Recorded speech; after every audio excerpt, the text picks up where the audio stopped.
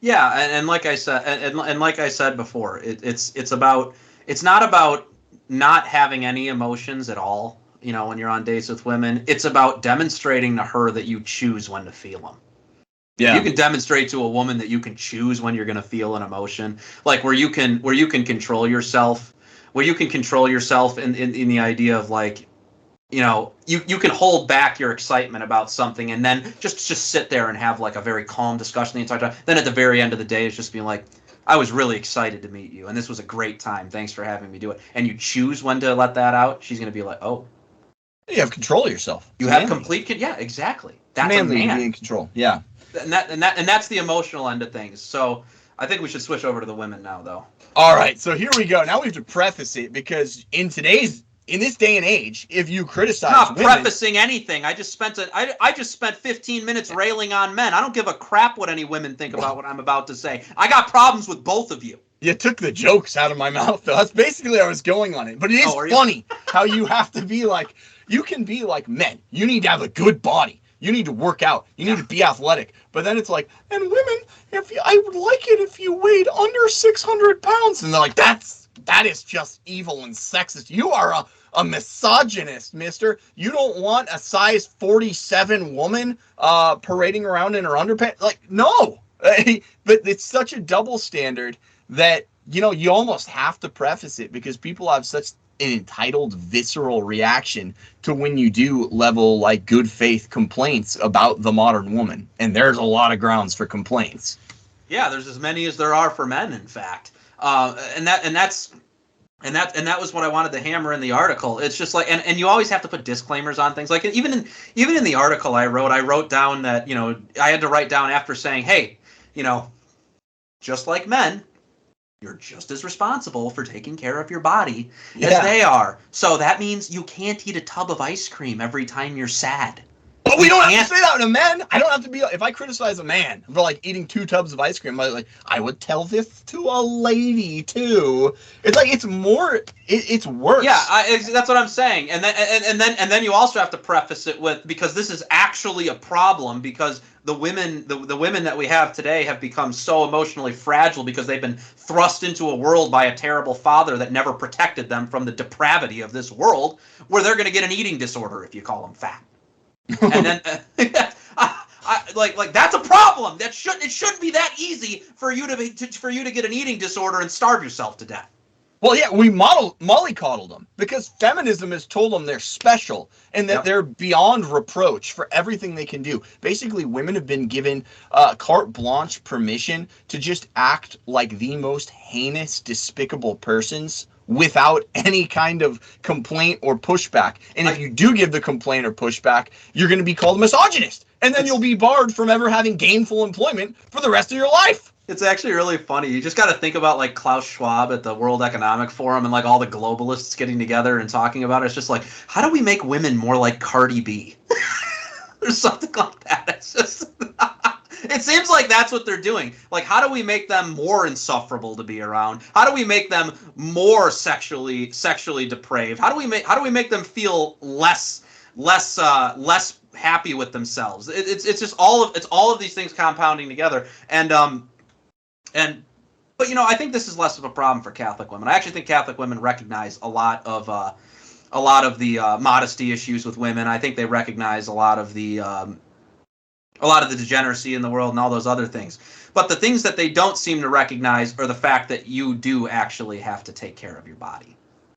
You have to take care of your body. You have to exercise. You cannot be obese. You cannot be fat. You can't be disgusting. You can't be any of those things. One, because first off, that's gonna harm your ability to conceive. It's gonna harm your ability to do all these. There's all these natural things that happen because of obesity that are very dangerous. They could even cause a miscarriage, for goodness sakes.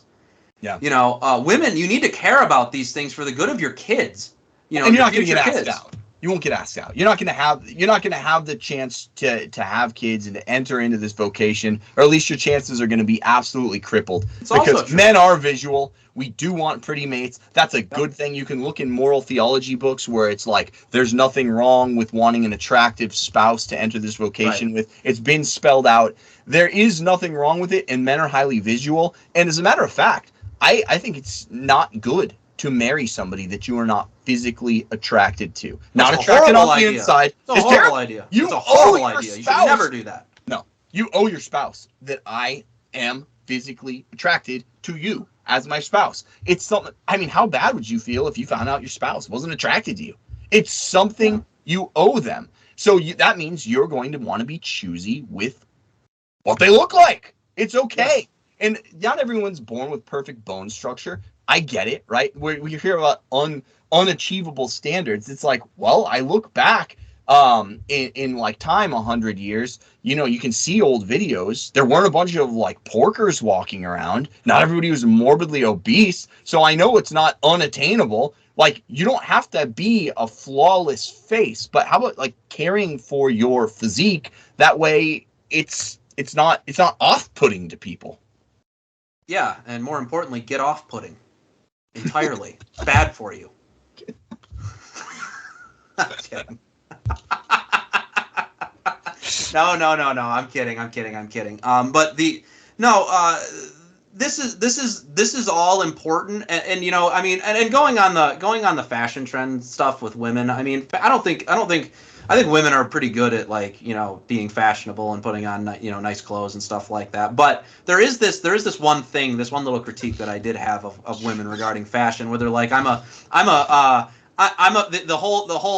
a feminist, but, and you always get that. And then the doors of the dam open up and all the floodgates open and the water comes out all over everybody. But the idea with women and their fashion is that they claim that they want to be modest and they do all those things, but they're like, yeah, but I like wearing jeans, I like wearing leggings, I like wearing all these other things. It's like, well, men, I mean, it's not a sin to wear pants. I'm not saying that. You're not going to hell or anything because you wear pants. But men desire women who exude femininity and feel comfortable in their femininity. And when they see women who don't really like rocking, feminine attire per se, and wearing, wearing pants and leggings and any combination of things like that. I mean, it really does, at the end of the day, there's some mental synapses that come together in a man's head that says, this woman thinks she's wearing the pants. Yeah, well, she is wearing the pants. She is wearing the pants. So, and that's the thing. So skirts and dresses, like women wearing skirts and dresses, that's awesome. I love that. I love when a woman is respectful enough of her femininity to walk around in a skirt or a dress and show everybody, a modest one, obviously, and show the world that she is a woman and she's proud of that. It doesn't mean a dowdy skirt or dress, or the just absolutely plain and brutal to look at dress, because you do see a lot of ankle length like denim skirts and stuff where it's just like you're not putting much attention into this. And this is what I would say is the female equivalent of the trad guy in like the tweed suit. Yeah, but there's a lot less of that. There really is. There's a lot less of that than there are the trads that dress that way. It's worth mentioning. It's worth mentioning. I do see it like where it's like I'm dressing in the skirt that's made from like the burlap sack, where it's like, yes, there's an emphasis on modesty there, and I appreciate that you're being modest, but can you wear less hideous looking modest clothes, because the burlap sack ain't doing it. And that's not a way to put yourself out there and to carry yourself in public in a way, especially if you want to enter into courtship. No one's going to find that attractive and approach you. Now, modesty is hugely important. Modesty and chastity, basically all the theologians that treat this, that look at like the feminine virtues, put those up at the top of the list of feminine virtues, like modesty and chastity. So yes, be modest, inculcate chastity, but you don't have to do it at the expense of looking frumpy, which is how I think a significant portion look frumpy. The hair is up in the bun. It's not being, you talk about shampooed. It looks oily and in a bun and unkept. It's not fully in the ponytail, but there's like strands of hair flying in every single direction and stuff. Right. And it's like it's one of those things where it's like you woke up this morning. You're a woman. You care more about what you look like than probably the average man does. You look at yourself in the morning, you don't think you look good. So why don't you care? And then because she is entitled to having people not think that. That's feminism. I am entitled to you not thinking that I look dowdy when I actually do look dowdy. Like, no one's going to tell me I'm homely. I have a right to be homely, but you have to tell me I'm beautiful, I'm a princess, I look like the most beautiful woman in the universe, and we all have to fawn over you, otherwise we're misogynist. And that's not how it is. I'm just going to call it how it is. If you look sub-average, you're getting called sub-average. Yeah, well, and that's the thing that most women fail to recognize. First of all, even if you do take care of yourself, you're probably average.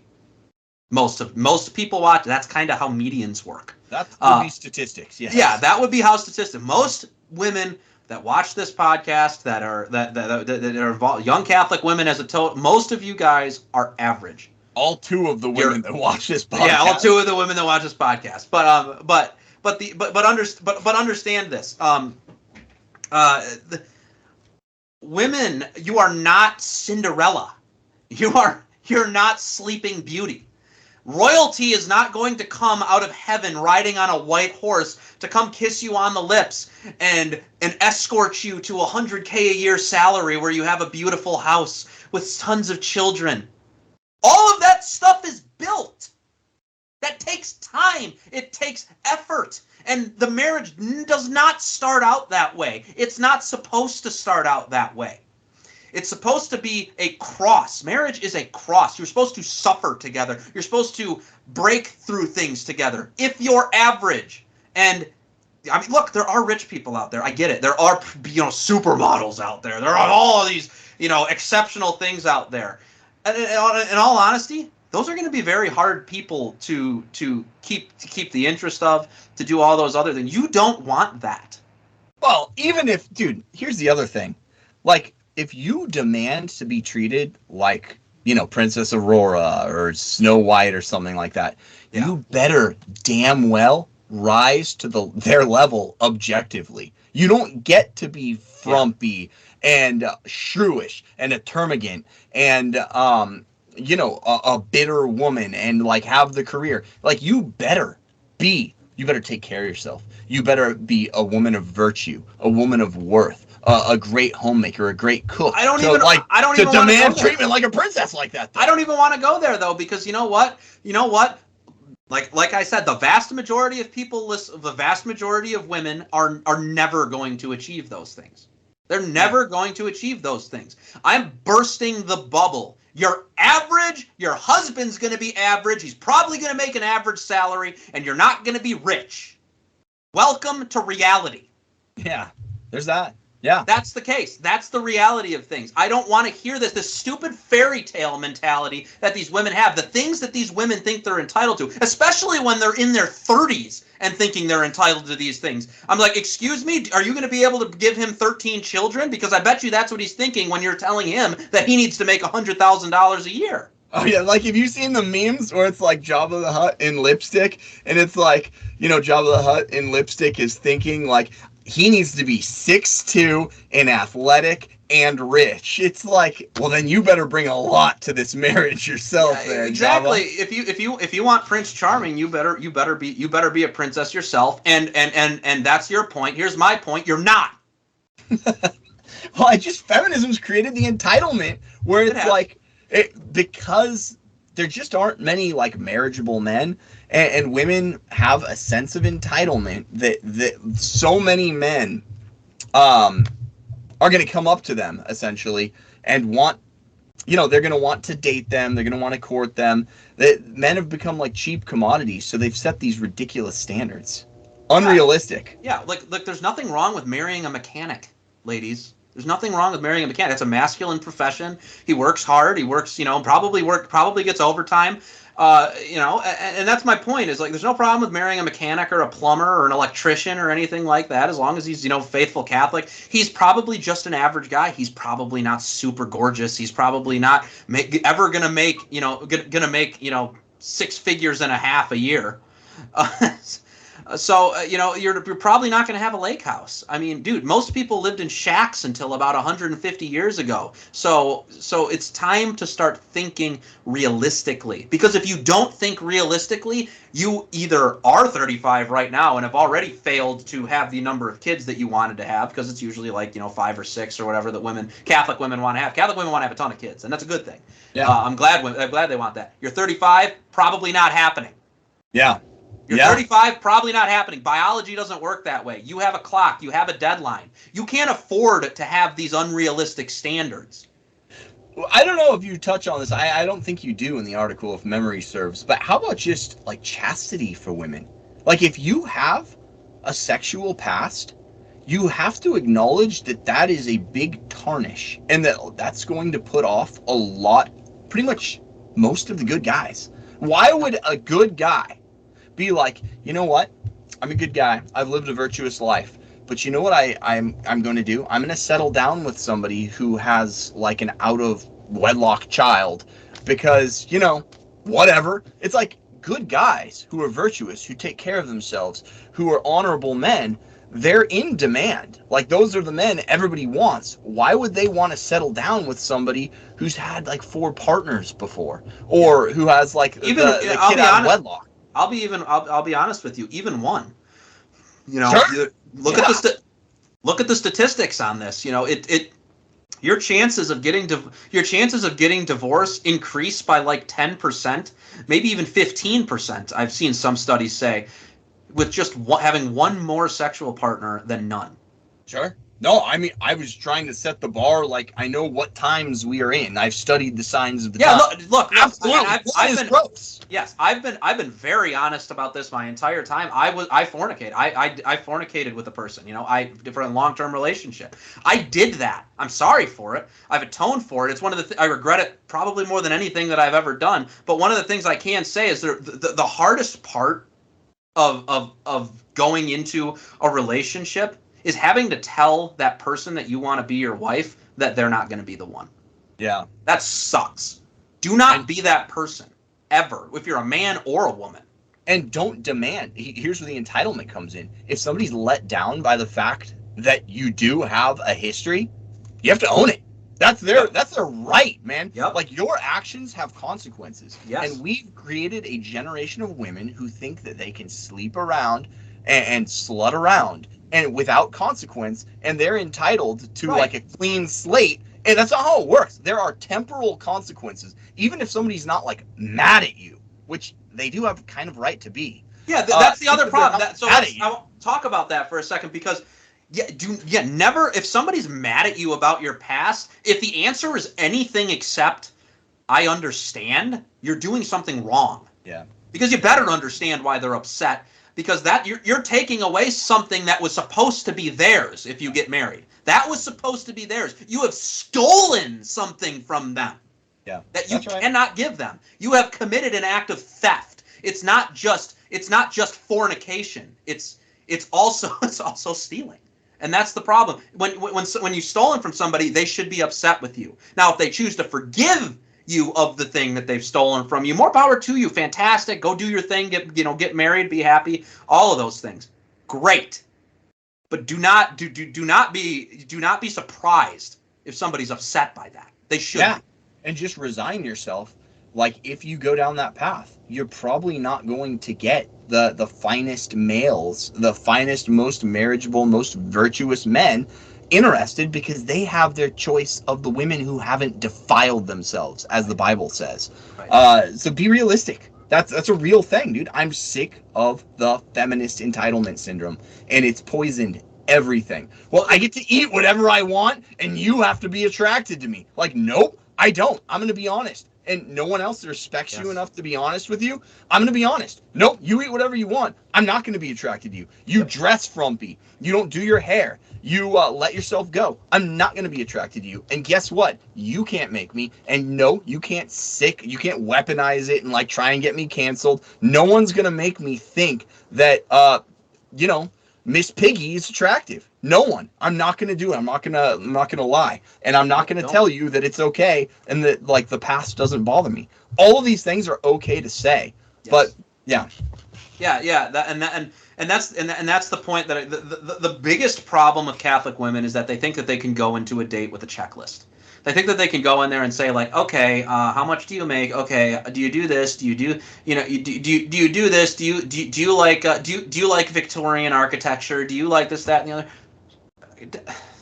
No one cares. No. You as a woman are going on the date to show that you are, one, willing to be led by a man, and two, ready to have a family. Yeah. Those are the things that you're supposed to be proving on that date. If you go in there with an arbitrary list of things that you expect of the man, that just tells him right off the bat that you're in charge. Well, and that you're an idiot with a bad judgment, because the three things on the list should be like, is he reliable? Is he moral? Is he going to protect me? That's the list. Everything else is accidental. It's icing on the cake. Sorry, go ahead. Well, that's my point. It's there are things that you should have a checklist. You should just have a very short. You should have a very short checklist. I know what you're saying. Exactly. The thing that I'm adding to is arbitrary things are the problem that they put on the list. A salary is arbitrary. I mean, obviously there's a minimum. I mean, I get that. Like, you have to be able to survive. But but no. I mean, like women. There was actually a discussion in a Catholic singles, a group that I was in among the women, where there's like, I don't think I'm wrong for demanding a man make $100K a year. He needs to be able to make $100K a year because that's what's needed to support a family. It's not. Where are they getting that from? I have 6 kids. Yeah, exactly. Well, first off, yes. Second of all, the average salary of Americans, period, in this dual income economy that feminism created, mind you, right, is half that. It's half that. The average salary, I believe, is $59,000 a year in the United States of America. $100,000. So he has to make double that in order to be worthy of your hand. Right. Why are you measuring men's worth in how much money that they bring to the table? Well, dude, it's never. The other thing is, and I can't drive this point home enough. It's never the sterling, virtuous, virgin, untattooed 10s that are saying that, you know? It's always the most mediocre, slovenly, dowdy women out there who are saying the obnoxious boasts like that. Haven't you noticed the correlation on the dating sites? It's never the women that like actually look like Princess Aurora and have been undefiled. It's always like the loudmouth, ugly stepsisters that are saying that. Or the older women. Yeah, there's that too. Yeah, like I've got 2 children by 4 different fathers, and these are my list of demands. Women. The problem with women on first dates is that what women do on first dates is they consistently do this, and it's because of feminism and the way that it's permeated them and brainwashed, entire generations of women in this country. Is they go on the first dates and they are unable to demonstrate that they're willing to be led by a man. They're unable to demonstrate. They don't even know how. Yeah. And when they go into that, the dates fail, and the man is turned off or upset or just like not knowing really what to do or what to say when women have these like ridiculous expectations. And then not only that brings anxiety into the equation, because the man's like, I don't know if I could live up to these standards. Kind of gets cold feet and might even run off. Yeah. None of those things are what you want a man to be feeling on the first date. You want him to feel like, you're kind of into him. You want him to feel like, like you want to listen to him, like you want to you want to know about him, you compliment him. All those things are what men want to feel on a first date from a woman. Yeah. And more importantly, they don't like just don't talk over men either when you're on a first date. If you're a woman, never talk over a man on his first date. That is so disrespectful. I mean, it's the Book of Sirach. A quiet wife is a gift from the Lord. Yes. And that doesn't mean that you have to have like the overly submissive, hyperbolically quiet, like, Japanese wife, which is not being a good wife if you're not being a helpmate and giving your opinions to your husband sometimes to help him be the head of the family. Like, good husbands listen to their wives and they solicit their advice, but the husband ultimately makes the choice. The reason quietness is numbered among the feminine virtues in the Bible is because it shows a willingness to be led. It's precisely that. That doesn't mean because that is what men are attracted to when it comes to attitudes in a woman. If you're pretty and you're willing to be led, I guarantee you'll be married within 2 years. Yeah, you take care of yourself. Yep. You don't have like the big body count or whatever. Yep. And you're willing to be led, and you just, quiet feminine virtues. Yeah, you will be off the market fast. Women that don't do that can get off the market, and that's how I know how fast a woman like that would get off the market. It would be impossible. There would be men like fighting for you, and women like that too. They like when a lot of men are interested in them. Whether it's a point of pride for them. But they've been groomed, dude, to not do this. They've been groomed to, quote, lean in and all that BS. And, we have the authors out there writing these books like Lean In, saying, I've noticed this paradox. When little boys speak up in class, the teacher calls them bold and intrepid, and that's a really? I got suspended. Well, not for being a jackass. I got suspended and sent to the principal's office for raising your hand a lot, for giving opinions in class. But when women do it, we're told by like Sandberg and all these other feminist women that they're called bossy or out of their place and whatnot. And they see that as a paradox that is like a relic of sexism. What they don't understand is that's just how we're designed. When a man leads, that's good because he's acting how he should. And when a woman leads, she's called bossy because she's acting like she shouldn't. Women weren't made to be leaders, period. End of story. Get it through your head. That's why it's a ridiculous farce when we have to see like women dressed up as generals and soldiers and police commissioners and whatnot. We don't need books on morality to know this. Yeah, I know. You don't need a book on morality to know this. This is nature at its finest. Let's go back. Let's go back. This is all natural law. So this is at its finest. Why is it that men are better leaders than women? Well, because men had to go out into the wilderness and fight for things and keep people safe from things. And in order to do that, they needed to have a woman that was capable of staying behind and taking care of offspring while they did that. This pervades all societies, by the way. And this isn't like just masculinist, like, neo-masculinity movement anthropologists or something. Anthropologists agree that there has never been a society where women have dominated males in the tasks that are considered dominant. It is considered a human universal that males dominate females, and there has never been a society otherwise. We are a species based on a dominance hierarchy, and men are at the top of the dominance hierarchy. Yeah. So act like it on dates. The most disgusting thing as a man is a woman trying to ape you or be your rival or take your place. Yeah, and that's the thing. Like I mean, even first off, if a woman is getting like mouthy with you on a date and you're not doing anything to make it happen, that's a very important caveat. You can't be a jerk to a woman either. Sure. Right. That's so I mean, if a woman's getting mouthy with you because you're being a jerk, consider stop being a jerk. But if you're being reasonable and she's getting mouthy with you, I wouldn't give her a second date. Ditch her. Don't let that do. That's the other thing. Men, do not let women that behave this way slide. Do not take them on a second date. Do not humor the bad behavior. Once they realize internally that the feminism was a lie and they can't get dates because nobody likes them, then they'll start to learn and then they'll start to change. It's the best thing you could do for women. That's Absolutely. What loving. That's what needs to happen. Yeah. I think that's all I got. Okay, cool. Any final words to take us out? Yes, I do. Yes, I got some final words to take us out. The Church of Nerds has got to go. It's got to go, guys. The Church of Nerds is destroying courtship. In the church, it's preventing marriages. It's preventing families.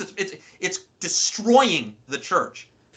Break out of your shells. Talk to one another. Get to know one another. Be genuine. Dress nicely. Be representatives that love the faith, that love the church, that are unashamed to be exactly what the church calls us to be. Sure. And that's it. That's all I got. I want to add one thing to that because I just thought of something. The bad behavior on the part of women in this feminist era has been enabled by the wimpy guys who won't speak up, by the Church of Nerds betas who won't speak up on their own behalf and who are keen on taking abuse as long as they're getting, like, you know, some kind of attention from a woman. You just gotta, the Church of Nerds gotta go. I agree. Joe, quick question. Tommy Fury or Jake Paul? Oh, Tommy Fury, 100%. He's a boxer. Jake Paul's not a boxer. All right. I thought you were gonna go Jake Paul on me. Thought I was gonna make some easy money. No. You were trying to get me to bet on there. You out of your freaking mind? Yeah. All right. Thanks for coming on, man. I appreciate it. Yeah, no problem.